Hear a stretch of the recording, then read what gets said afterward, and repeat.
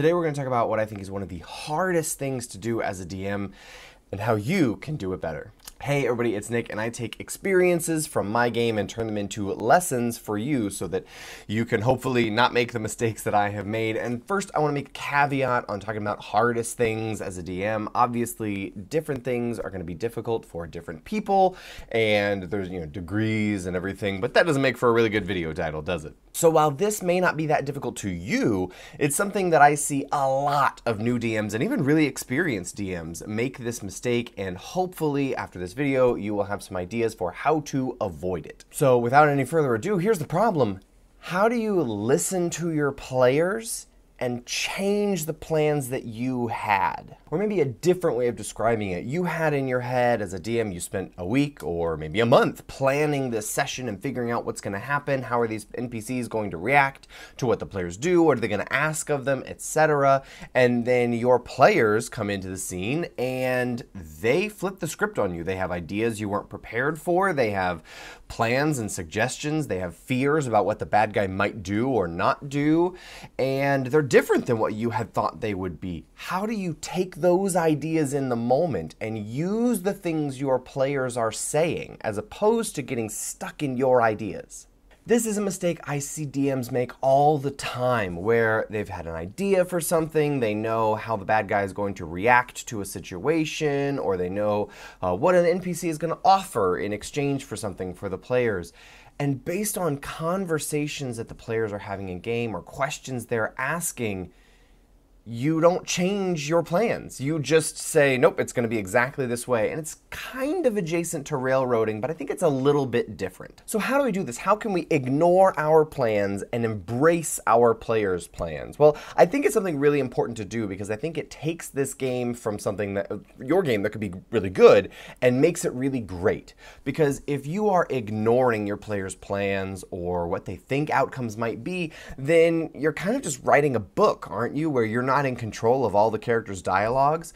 But one of the cool things about Dungeons & Dragons is that it is an incredibly collaborative effort. It is up to you and the players to come up with cool things to happen and create that story afterwards together. So I'm going to use an example from my game that just happened this past week. If you don't care about my own example or don't need a more personal example and instead want to skip ahead to some of the advice of how do you fix this problem, then feel free to go ahead. Also, if you are one of my players, please skip ahead and don't watch the example, because you would sort of ruin the experience for yourself. All right, just going to give them a second to click the timestamp there.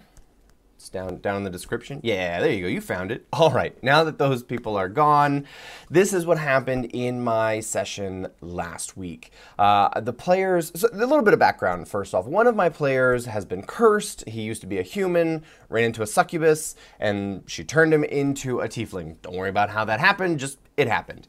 And he is trying to figure out, how do I become a tiefling? This is part of the character's backstory. It didn't happen in the game. I thought it was a really neat backstory, and so we're kind of rolling with it. And so he's also a pacifist, doesn't want to kill like sentient feeling thinking creatures as much as can be avoided. Totally fine with knocking people out and taking prisoners.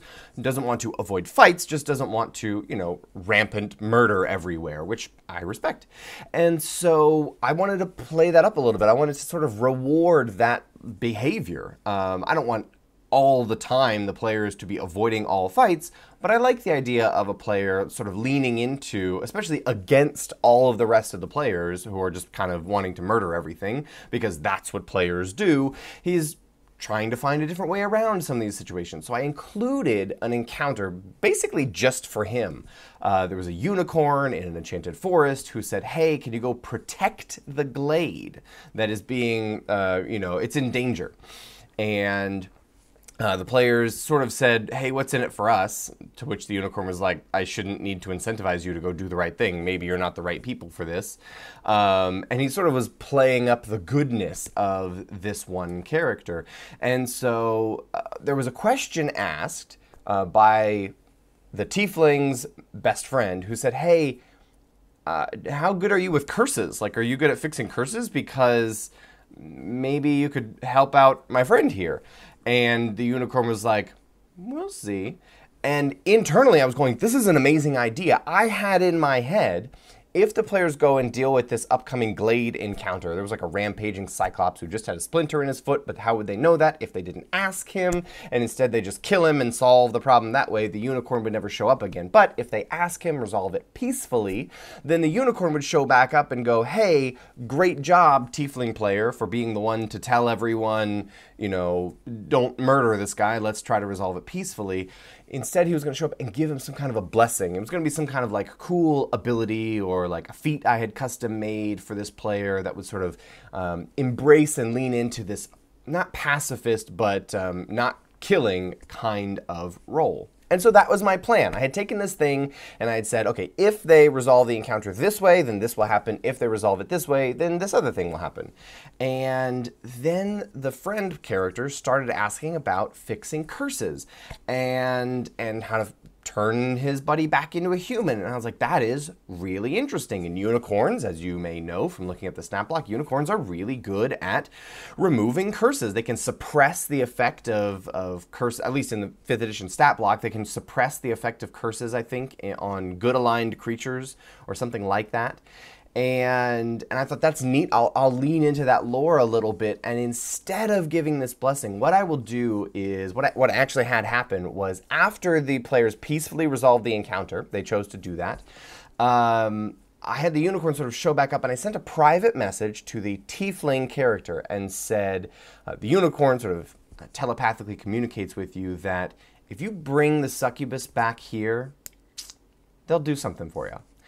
And I hadn't planned on that. I hadn't considered that this encounter could possibly go in that direction or would lean into that at all, but one of the players had an idea and I thought, that's really cool, let's have that happen. So that was me taking an idea that I had and throwing it out in favor of embracing an idea that a player had suggested about what a creature might do as a response or a plan that might get enacted. So that was the story from my game. Let's have everybody else come on back in. Come on back in, people. This was that was good. It was just a little detour about the story that I had in my game, but I think this is something that oftentimes we do really poorly as DMs. We will have our own plans for what is the bad guy going to do, and we sort of ignore when the players go, oh no, is the bad guy going to do this thing?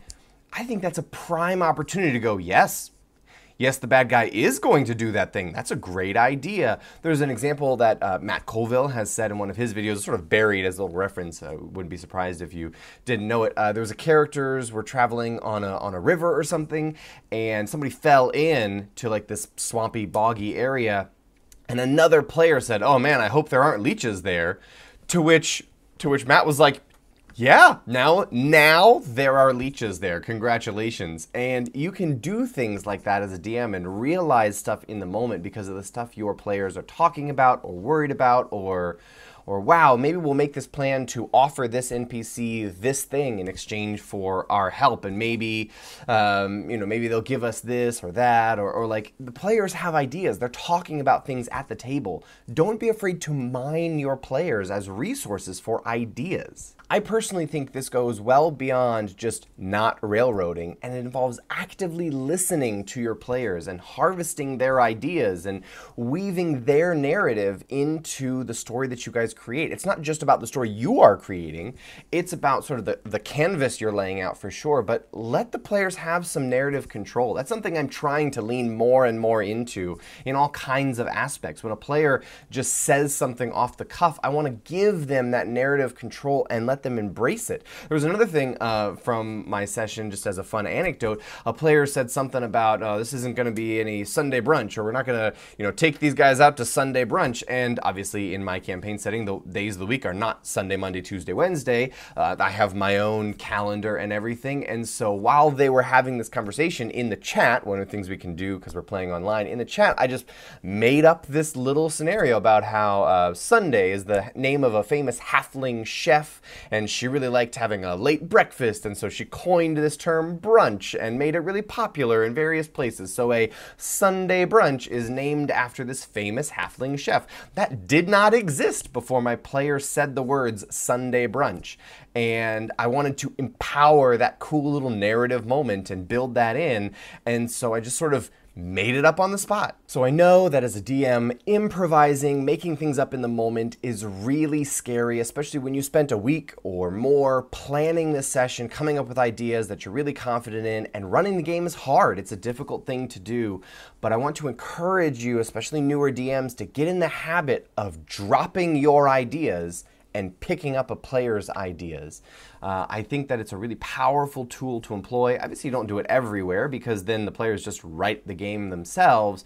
But every now and again, saying, oh shoot, the players seem to be really worried about the bad guy attacking this town. I was gonna have the bad guy go do this other thing, but maybe the bad guy's gonna attack this town now because that's something the players are worried about and that would engage them more in what's going on. So I just wanted to encourage you, challenge you this week to remember to maybe figure out how you can actively listen to your players and steal ideas from them in the moment and adapt them to what's going on in your game. So let me know if this has ever happened to you in your games. What are some of the best or coolest moments that you stole from players? And were there times that it didn't work out well at all, where you took an idea from a player and it completely and totally flopped? So those are some of my ideas about what I think is one of the most difficult things to do as a DM, but incredibly important, can take your game and switch it from a good game to a great game. Obviously, like and subscribe, do all the things. You know how YouTube works. It really helps out, really encourages me to keep making videos and content for you guys. Let me know if there are things that you have questions about or would like videos about in the comments. I love interacting with people. Liking and sharing, all of that helps. Commenting is really fun for me. I don't know if it helps the algorithm at all, but I really like engaging with you in the comments, so don't be shy. I'm really nice. I try to respond to all the comments if I can. So thank you all for watching, and I'll see you next time.